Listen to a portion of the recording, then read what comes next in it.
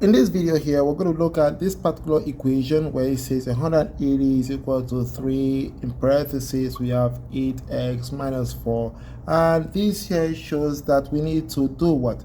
Find the value for x. And so here are a couple of things to keep in mind.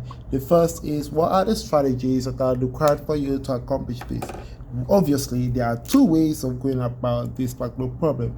The first method here is just being able to find a common factor here in order for we to go easily right away. And so that means that because 180 you can divide it by 3, we can recognize that this 3 function here is to be multiplied by whatever that is inside this bracket. So recognizing this allows us to use this 3 and perform a process known as division. And so what does that mean? That means that in this case here, 180 equals to 3 in the bracket 8x minus 4, because 3 is multiplied by everything inside the bracket. We have to undo that operation. So therefore, we're going to divide both sides by 3.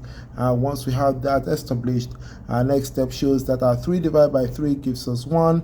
And 180 divided by 3 here gives us 60. So therefore, we have our 60 to be equal to our 8x minus 4. So our next step here is to realize that, hey, we have to follow our two-step solution using the balance method. And what does that mean? That means that whatever that you're moving, you have to do the opposite of that operation. Therefore, in this case, our first step is, instead of -4, we're going to add 4 to both sides. And what that results in is the following, where we have 60 plus 4 gives us 64, and this is equal to 8x, which is brought down, and this here shows that -4 plus 4 gives us 0. So therefore, we have our next step here, which shows that yes, because 8 is multiplied by x, we have to undo the operation, which means we're going to divide both sides by 8. So therefore, our 8 divided by 8 and our 64 divided by 8. Therefore, in here, our 8 on the left side cancels out, and this here is equal to 64 divided by 8, which gives us what? 8. So therefore, our final answer to this question here is x has to be equal to 8 for this particular expression to be true. On the other case here, the second case or second method here deals with a method known as distributive property. And there's a reason why some people use that, and I will talk about it after we go through this process. And what does that mean? This means here that 180 here, when it is equal to 3 in the bracket 8x minus 4, what happens here is that our 3 is going to be distributed to the items inside the bracket by multiplication. So therefore, our 3 is multiplied by 8x, and our 3 is also multiplied by -4. And so therefore, what that results in is the following, where our 3 times 8x gives us what? 24x. And this here is 3 times -4, which gives us what? -12. And so this here is equal to what? 180. And so our next step here is what?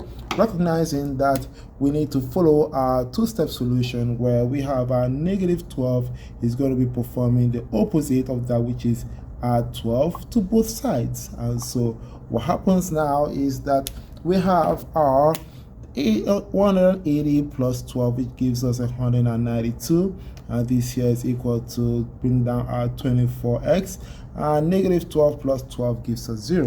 So therefore, once we have this, our final step is by performing division. So dividing both sides by 24 shows that yes, 24 divided by 24 gives us 1, and 192 divided by 24, that gives us what? 8. And so therefore, our value for x is equal to what? Is equal to 8. So you can see that there are advantages of using this particular method compared to this other method.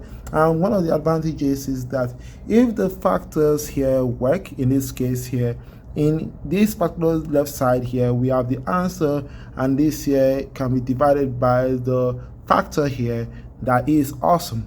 That means you can go right away and get to your final answer faster. However, if this here is not a factor of this particular number, that means that we cannot divide this number by that number. Therefore, we have to go through the distributive properties, for we to arrive at our answer. So that is one thing to keep in mind concerning this particular method in terms of algebraic equations and solving for the value of a variable, in this case x here. I hope you found this really informative. Please hit the comment down below, let me know your thought about this, by that way we can talk to you soon. Stay smart as always and believe in yourselves.